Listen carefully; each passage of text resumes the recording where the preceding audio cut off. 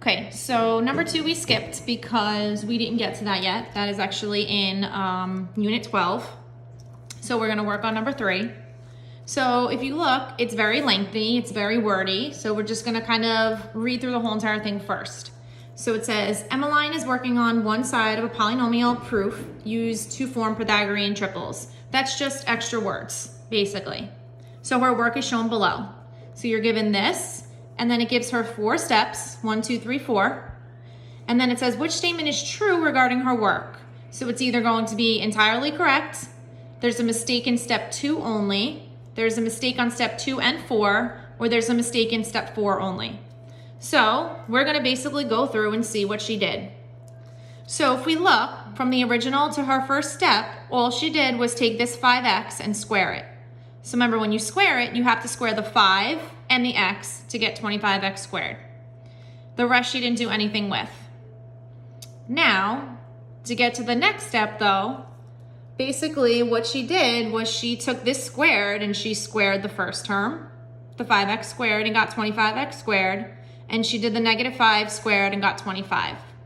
But if you remember, anything that Mrs. Barone says over and over again is that when you have a binomial and you square it, you have to write it twice and you have to double distribute, or else you'll be missing the middle term, okay? So right here, we know that in step 2, she did something wrong, okay? We could put an arrow, she did a wrong step. Now, if we keep going though, if we go by her work, she took these 2x squared terms and added them together and got 50x squared plus 25. But then she took it one step further and she added these x squared with the number. So if we remember anything from combining like terms, those are not like terms. Therefore, step 4 is wrong. Okay, her answer should have been 50x squared plus 25 if she would have just kept going with her mistake that happened here. So basically she made mistakes in 2 and 4, which means that your answer would be choice 3. Okay, so number 3 is 3. So now if I flip, number 4 is an interest question. We do that again in Unit 12. So then we look at number 5. Consider the end behavior description below. As x goes towards negative infinity, okay, so basically that means as you go towards the left, your graph should be going towards positive infinity, which would be up, okay? So as you go to the left, your graph should be going up. And as your x goes towards positive infinity, which means to the right, your graph, which is f of x, should be going towards negative infinity, which is down. So your graph should be going up and down, basically like this. Now if we look, choice 1 and choice 2 don't have them graphed.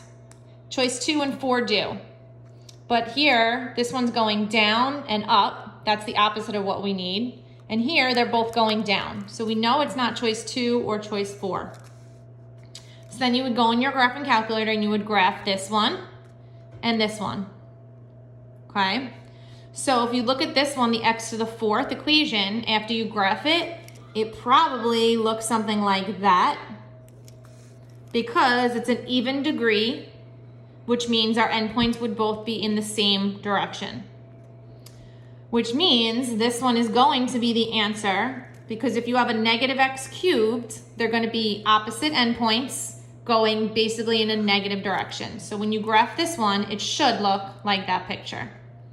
Okay, so the answer to number 5 is choice 3. Okay, then we get to number 6. So we have an expression that we're going to have to multiply. Okay, so I'm going to take my paper and I'm going to write out number 6. So we have an x plus a squared plus 5 parentheses x plus a plus 4. Okay, so first thing is, I always say when you have a binomial and you square it, you need to write it out twice.